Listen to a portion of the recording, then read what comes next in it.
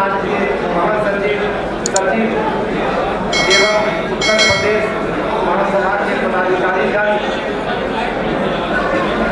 देवियों सज्जनों,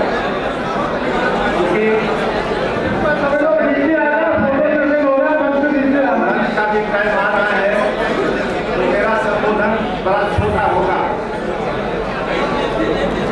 मेरा संबोधन छोटा होगा। सबसे पहले मैं तो अभिनंदन करना चाहूँगा सुप्रीम कोर्ट के जाने माने प्रसिद्ध क्रांति का प्रचंड बहुत मुख्य वक्ता बोल रहे हैं।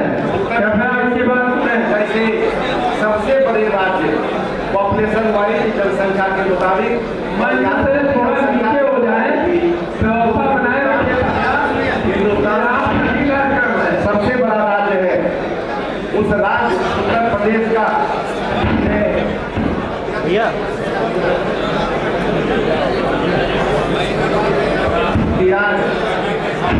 के स्वागत में यह सभागार आधारखंड लोगों से भरा हुआ है और सब सेट कर दिया है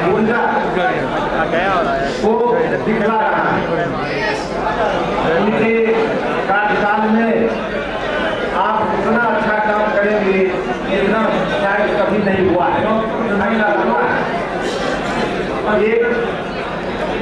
एक पॉइंट की तरफ सूचना है जहाँ एक मिनट करना चाहूँगा। एक मिनट की अत्यधिक और खचाखच भरा हुआ है, बैठने की जगह नहीं है। काफी धैर्यपूर्वक या जदुवंशी कृष्णवंशी आपको सुनने के लिए हमको सुनने के लिए यहाँ पर है, लेकिन महिलाओं कम महिलाओं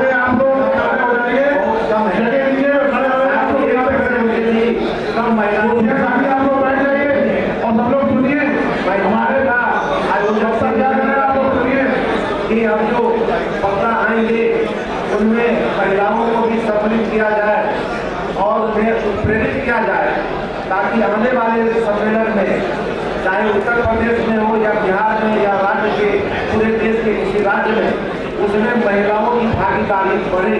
इसके लिए क्या करना होगा, इस पर भी चिंतन करना है, इस पर विचार करना है। अब रही एक बात की स्वागत में ऐसे तो ये अभिनंदन समारोह अशोक बाबे जी में था और उसमें हम लोग को उनका अभिनंदन करना था, लेकिन इस अभिनंदन के साथ साथ यहाँ के कार्यकर्ताओं ने और यहाँ के आयोजक ने हम लोग का भी अभिनंदन कर दिया। इस अभिनंदन को देखकर हमारे जैसे जो पदाधिकारी आए हैं, राष्ट्रीय पदाधिकारी या बिहार प्रदेश के पदाधिकारी अभिभूत हैं।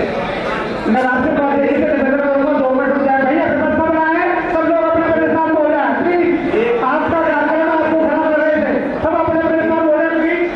मैं सबसे प्रार्थना करता हूँ सभी साथ बोल रहे हैं। यह फोटोग्राफी बाद में है और बाद में अगर किसी से बात करनी है तो साइड में ले जाए, मंच के सामने तो सभी लोग हट जाए। कृपया एक ध्यान दें कि आपका कार्यक्रम है, फिर आपको बिगाड़ रहे थे, आपने हम लोग ये सीखा है और आप बिगाड़ रहे हैं।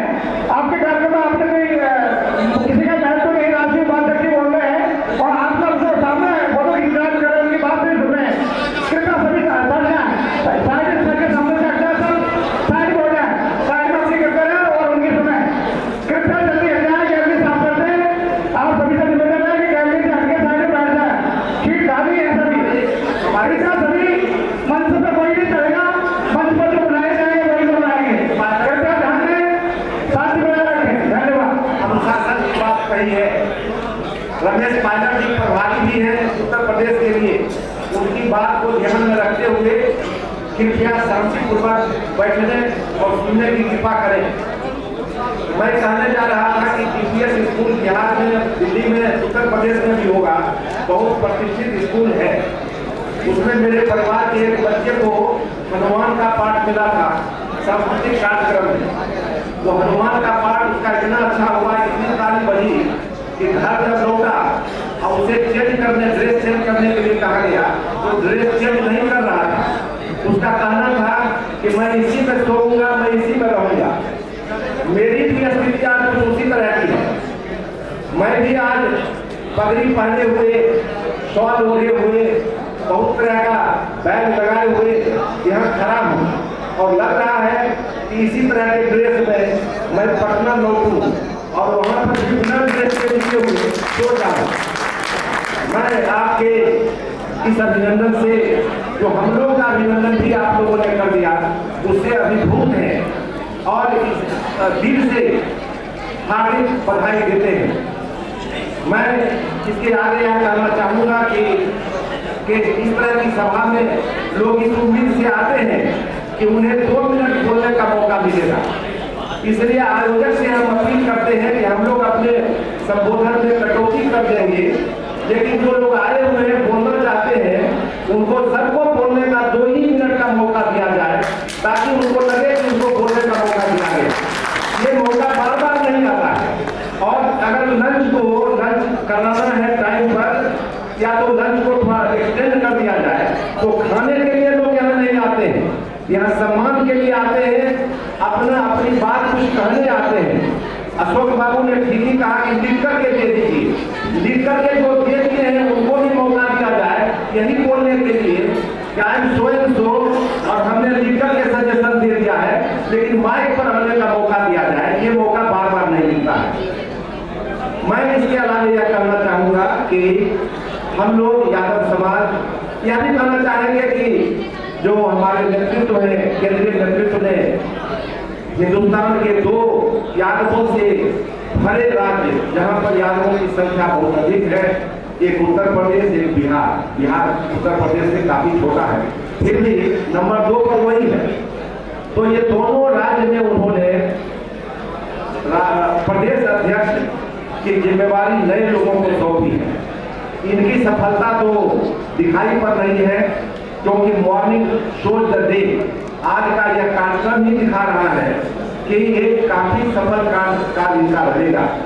अब हमें सोचना है कि बिहार में कम से कम इनकी कनपट्टी तक कैसे आ सकते हैं, या इनके कमर तक भी कैसे पहुंच सकते हैं, उसके लिए हमें प्रयास करना होगा। हम यह कहना चाहेंगे कि कार्यक्रम के बारे में, जो राष्ट्रीय कार्यक्रम है उसके लिए हमें लड़ना है। हमें, जैसा कि रमेश पायलट साहब ने कहा कि अहिर रेजिमेंट के गठन में देरी हो रही है, अहिर रेजिमेंट के लिए काम करना है। जातिवार जनगणना करवाने के लिए हमें संघर्ष और करना होगा, और हमारी ये राष्ट्रीय मुद्दा के अलावा जो प्रदेश के मुद्दा होंगे उन पर भी आपको काम करना है। प्रदेश के मुद्दा पर हम कहना चाहेंगे कि मेरा ये सजेशन है, क्योंकि हम इकोनॉमिक्स के प्रोफेसर थे, बाद में भारतीय प्रशासनिक सेवा में आए, तो मेरा अभी भी लगाव इकोनॉमिक्स से रहा है, लिखने पढ़ने से। मैं कहना चाहूँगा कि अपने समाज के लोग गरीब हैं, प्राय गरीब हैं। हरियाणा जैसी हालत सब जगह नहीं है, यूपी बिहार में नहीं है। गरीबी रेखा से उनको ऊपर उठाने के लिए हमें मंत्र फूकना होगा। मंत्र फूकने में मेरा कहना है कि सरकार की जितनी योजनाएं हैं उसकी जानकारी हमारे लोगों को नहीं रहती, और जानकारी रहती भी है तो उसका लाभ कैसे उठाने, एप्लीकेशन कैसे लिखें, कहाँ पर उसको जमा करें, इसकी जानकारी नहीं है। हम चाहते हैं कि यादव महासभा के जिला स्तरीय काउंटर से एक काउंटर खोला जाए। बिहार में हम इसकी शुरुआत करने जा रहे हैं, एक काउंटर खोला जाए जिसमें रहेगा कि ये अखिल भारतवर्षीय यादव महासभा पटना जिला, और उसमें रहेगा कि यहाँ पर सभी तरह की सहायता सरकारी स्कीम के लिए दी जाएगी। सरकारी स्कीम से लाभ ले लेना या लाभ दिलवा देना, यह भी अपने में एक बड़ी बात है, और हम समझते हैं कि उससे गरीबी दूर करने में, माली हालत के सुधार में सहायता मिलेगी। नंबर 2 ये कहना है कि जब माली हालत में सुधार की बात करते हैं तो केवल सरकारी स्कीम पर डिपेंड नहीं करना है। बहुत स्कीम है, हम भी नाम नहीं जानते हैं, आप भी नहीं जानते होंगे, सब लोग जानते होंगे कि आपके उत्थान के लिए राज्य सरकार या केंद्र सरकार कितनी योजना चला रही है। लेकिन इसके अलावा हम कहना चाहेंगे कि आदमी को प्रति व्यक्ति आय बढ़ाने के लिए उसकी उत्पादकता, प्रोडक्टिविटी बढ़ानी होगी। अब प्रोडक्टिविटी बढ़ाने के लिए एजुकेशन का प्रचार प्रसार, अच्छा एजुकेशन पाना बहुत जरूरी है। जिनका एजुकेशन अच्छा रहता है उनकी प्रोडक्टिविटी बढ़ जाती है, पर कैपिटा इनकम, प्रति व्यक्ति आय बढ़ जाती है, उनका रहने का स्टैंडर्ड बढ़ जाता है, और वो समाज और सरकार में अच्छी भागीदारी प्राप्त कर सकते हैं। अगर हम शिक्षित नहीं हैं तो सरकार में भागीदारी भी प्राप्त करने में हम पीछे रह जाएंगे, क्योंकि लोग हमें अयोग्य समझेंगे। इसलिए हम याद दिलाना चाहेंगे कि हमारे इस महासभा के राष्ट्रीय अध्यक्ष जब श्री राम लखन सिंह यादव जी बने थे, तो श्री राम लखन सिंह यादव जी ने उसके पहले से बाद में भी अनेक स्कूल और अनेक कॉलेज खोले। अधिकांश कॉलेज में प्रिंसिपल सबके सब यादव थे, टीचर भी सबके सब यादव थे, स्टूडेंट भी अधिकांश यादव थे। और अभी बिहार में किसी भी पद के लिए, चाहे जज हो या डिस्ट्रिक्ट मजिस्ट्रेट हो या अन्य तरह के पद हैं, किसी निगम में, किसी बोर्ड में अध्यक्ष या सदस्य के लिए पद के लिए आदमी की जरूरत हो, तो बिहार में ऐसे लोगों की कमी नहीं है। तो इसलिए शिक्षा का प्रचार प्रसार अभी भी हम पीछे है, इसलिए उस पर जोर देना होगा। जो सक्षम है वो स्कूल खोले, और जिनका स्कूल खुला हुआ है, कॉलेज खुला हुआ है, वो बाकी लोगों को मार्गदर्शन दे कैसे खुलेगा। लोगों के पास पैसे रहते हैं, लेकिन कम से कम दिमाग में ये बात नहीं आती है कि कैसे करेंगे, कहाँ जाएंगे, पहले क्या स्टेप होगा, सेकेंड स्टेप क्या होगा। इसमें लोग मार्गदर्शन करें। इन्हीं शब्दों के साथ हम यह कहना चाहेंगे कि जहाँ सरकारी स्कीम से भी नहीं संभव हो, शिक्षा के प्रचार प्रसार से भी संभव नहीं हो, हमारी माली हालत, आर्थिक स्थिति में सुधार नहीं लगे और सहायता की जरूरत हो, तो हम लोग जहाँ तक संभव हो अपना चंदा से भी वैसे गरीब बच्चों को, लड़कियों को, लड़के को, विद्यार्थी को हम लोग छात्रवृत्ति दे करके उनका मनोबल बढ़ा सकते हैं और उनको उनकी शिक्षा कंप्लीट करने में सहयोग कर सकते हैं। इन्हीं शब्दों के साथ मैं आप सबों को धन्यवाद देता हूँ कि आपने हम लोगों को सबको मिल करके अशोक बाबू को, जो इंडिया के सबसे बड़े राज्य के जिसमें सबसे अधिक यादव हैं, और इन यादवों की संख्या को देखें तो कई राज्य की जनसंख्या से कई गुना अधिक केवल यादव की जनसंख्या है, वैसे प्रदेश के ये प्रदेश अध्यक्ष बनाए गए हैं। ये अपने में सम्मान की बात है। हम सभी बिहार के जो लोग आए हैं, अपनी तरफ से बिहार प्रदेश यादव महासभा के सभी पदाधिकारियों की तरफ से आपको हम सम्मानित करते हैं, आपका अभिनंदन करते हैं। इन्हीं शब्दों के साथ जय हिंद, धन्यवाद। उपाध्यक्ष का धन्यवाद। अब हम आदरणीय